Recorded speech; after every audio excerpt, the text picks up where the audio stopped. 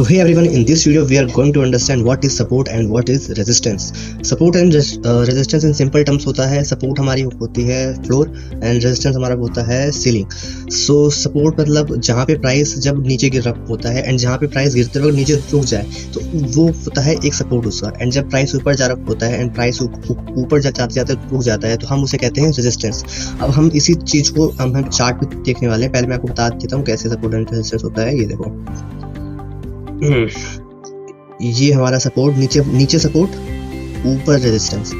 ठीक है. अब प्राइस यहाँ से गिर रहा था, फिर यहाँ पे जब आया प्राइस तो इस पॉइंट से बाइंग आई, इस पॉइंट से बाइंग आई, फिर जब यहाँ पे या इस पॉइंट से सेलिंग आई.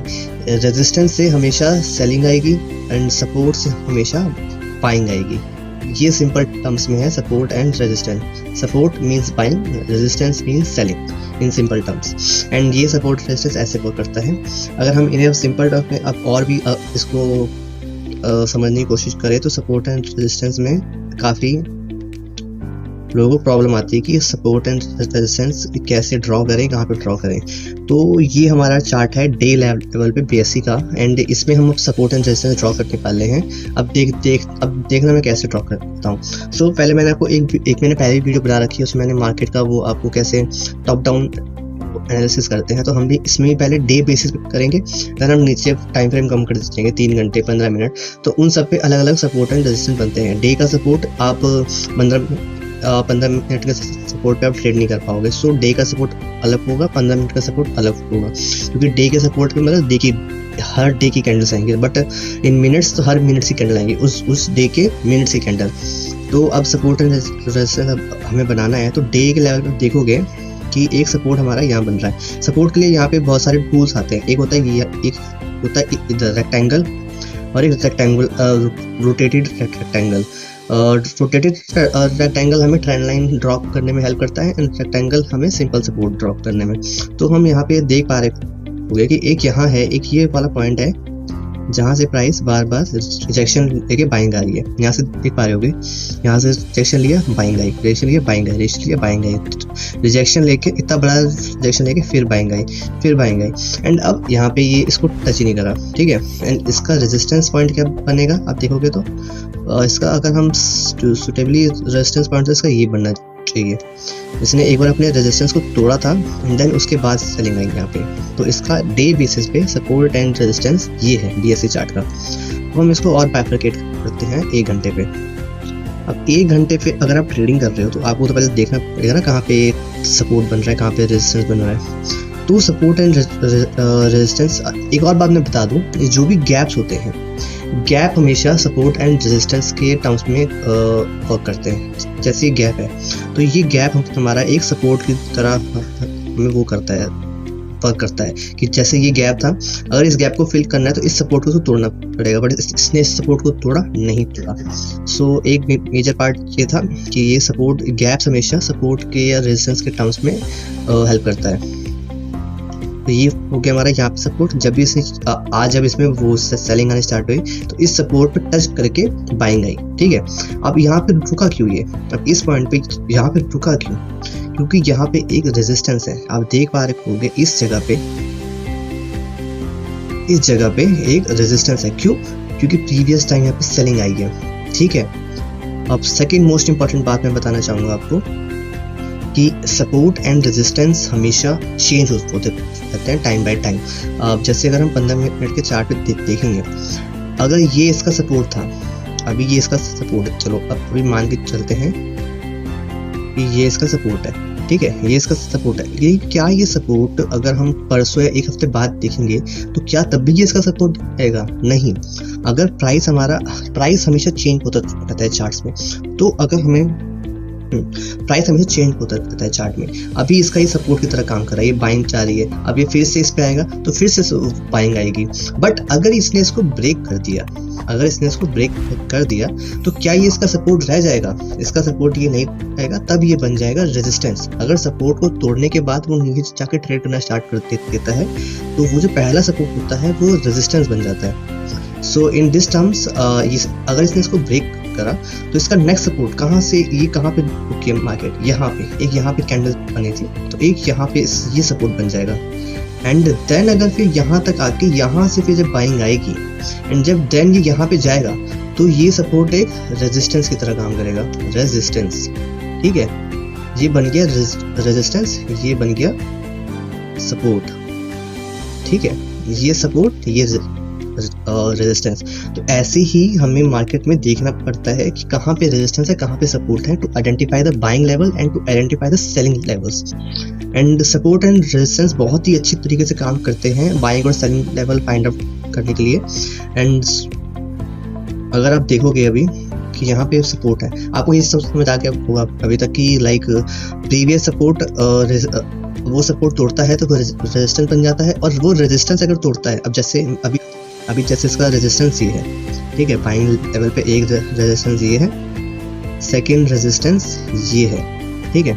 अगर अब इस रेजिस्टेंस को तोड़ता है ये, अगर यहाँ से तोड़ के थोड़ी देर यहाँ पे वो बाइंग साइड में जाके इसको तोड़ता है तो ये जो रेजिस्टेंस है ना इसका, ये वाला रेजिस्टेंस ये बन जाएगा इसका सपोर्ट, एंड ये रेजिस्टेंस फिर दोबारा।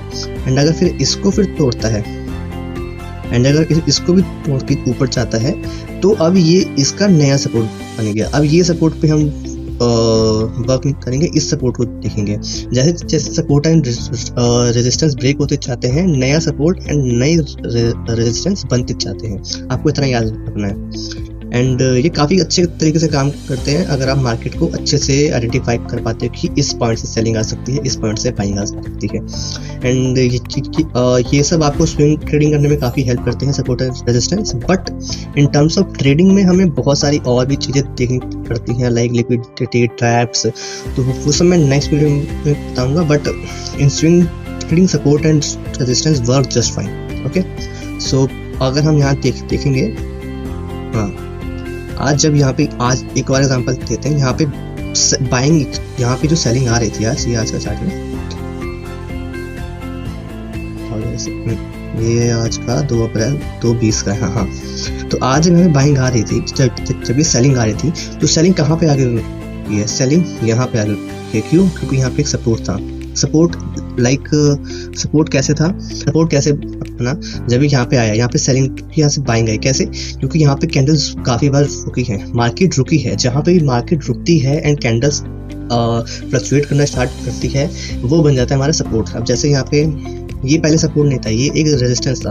अगर आप देखोगे तो सपोर्ट एक ये था इसका, ठीक है, लेकिन इसने इसको ब्रेक कर दिया एंड देन फिर इस पे आया। तो ये जो रेजिस्टेंस था इसका, ये जो प्रीवियस पहले तो मार्केट से इतनी सी थी ना, जब मार्केट सुबह खुली होगी तो मार्केट इतनी सी थी। ये तो जब मार्केट ने ये रेजिस्टेंस बना था इधर 5 मिनट में, तो जब इसने इसको ब्रेक करा तो इसका जो ये वाला रेजिस्टेंस था वो बन गया सपोर्ट। तो ये हमारे एक सपोर्ट की तरह काम करा। और फिर यहाँ से अगेन न्यू बाइंग आई, काफ़ी अच्छी बाइंग आई है। एंड देन ये जो सपोर्ट था वो हमारा सपोर्ट 2 बन जाता है। ये हमारा सपोर्ट 1 था, मेन सपोर्ट था, मेन सपोर्ट लेवल हमारा। तो ऐसे ही हमारे सपोर्ट एंड रेजिस्टेंस वर्क करते हैं। अगर आप आइडेंटिफाई कर लेते हो कि कहाँ पे सपोर्ट एंड कहाँ पे मार्केट में, जैसे मार्केट ये हमारा रेजिस्टेंस, ये है सपोर्ट। अगर मार्केट जितनी बार टच करती है इसको, तो ये हमारा बन जाता है सपोर्ट। जितनी बार टच करेगी उतना ज़्यादा ही वो सपोर्ट, और उतना ही हमारा वो सपोर्ट वीकर बनता जाता है जितनी बार टच करता है वो कैंडल्स उसको। एंड इसकी हम फ्रीक्वेंसी कैसे आइडेंटिफाई करते हैं कि मतलब वो सपोर्ट कितना स्ट्रांग है, कितना वीक है, वो हम ऐसे आइडेंटिफाई करते हैं कि जैसे ये सपोर्ट था हमारा। अब प्रीवियस लेवल पे अगर यहाँ से कुछ ज़्यादा अच्छी बाइंग आई है एंड देन फिर मार्केट में पहली बार से आ रहा है यहाँ से, तो फिर जो यहाँ पे सपोर्ट पे जो बाइंग आएगी वो हमेशा स्ट्रांग बाइंग आएगी। एंड देन उसके बाद जो मार्केट फिर से ज़्यादा, तो फिर से बाइंग आएगी, लेकिन वो उतनी नहीं आएगी जितनी पिछली बार आई थी। एंड देन फिर से इस पे आती है बाइंग, तो फिर वो भी इतनी अच्छी बाइंग नहीं आएगी जैसे पिछली बार आई थी। ऐसे ही सपोर्ट वीक होता जाता है जितनी बार मार्केट को वो टेस्ट करता है। तो ऐसे ऐसे वीक, और अगर यहाँ से फिर क्योंकि ये बाइंग इसको आनी होती पहली बारी में, तो पहली बारी में इसको बायर्स को ऊपर जाके ब्रेकआउट कर देना चाहिए था, बट इसने ऐसा किया नहीं। मार्केट हमेशा जितनी बार सपोर्ट को टच करेगी उतनी बार वो सपोर्ट वीक होता जाएगा एंड बायर्स वहाँ पे वीक पड़ते हैं। सो हमें बस ध्यान रखना है कहाँ पे सपोर्ट काम आता है, कहाँ पे सपोर्ट नहीं काम आता। तो पहला सपोर्ट हमेशा स्ट्रॉन्ग बाइंग देगा, लेकिन दूसरा सपोर्ट दूसरी बार उसी लेवल पे अगर प्राइस आ रहा है तो वो सपोर्ट ना शायद ना उतनी बाइंग ना दे। तो ऐसे ही अगर एंड इन द एंड ये सपोर्ट ब्रेक कर देता है एंड ये हमारा एक ब्रेक डाउन में आ जाता है फिर स्ट्रक्चर। तो ये जो हमारा जब ब्रेक डाउन करा इसने, यहाँ पे जो ब्रेक डाउन हुआ, इस ब्रेक डाउन के बाद ये बन गया हमारा रेजिस्टेंस। जो सपोर्ट पॉइंट था वो हमारा रेजिस्टेंस पॉइंट बन जाता है। ठीक है, तो in simple term support and resistance चाहिए था। अगर आपको और चार्ट देखना है तो मैं आपको और चार्ट दिखा देता हूँ। मैं आपको किसी और चार्ट की जैसे आपको लाइक एनालिसिस चाहिए हो तो मुझे कमेंट करना, मैं आपको बता दूंगा इन नेक्स्ट वीडियो या लाइव आके भी मैं बता सकता हूँ। चलो दीपक फर्टिलाइजर करते हैं। दीपक फर्टिलाइजर काफ़ी मुझे सही लगता है क्योंकि इसमें काफ़ी मोमेंटम होती रहती है एंड ट्रेडिंग के लिए भी ये काफ़ी सही चार्ट लगता है। तो अगर डेली ट्रेड करना चाहते हो इस पर कोई तो लाइक ये देखो, अब इसका रेजिस्टेंस पॉइंट कहाँ पे है? इसका रेजिस्टेंस पॉइंट यहाँ पे है। इसके ऊपर मार्केट जा नहीं पा रहा, मार्केट यहाँ से गिर रहा है, फिर गिर रहा है। अब यहाँ पे फिर जब जाएगा, अब देखो यहाँ पे एक बार गिरा, कितना गिरा? इतना। लेकिन दूसरी बार गिरा तो कितना गिरा? सिर्फ इतना। अब तीसरी बार अगर नहीं गिरता तो ये इसका ब्रेकआउट देगा। ऐसे ही रेजिस्टेंस में भी वाइस वर्सा होता है कि अगर मार्केट वो मार्केट के जो टच पॉइंट्स होते हैं, पहली बार में स्ट्रॉन्ग बाइंग,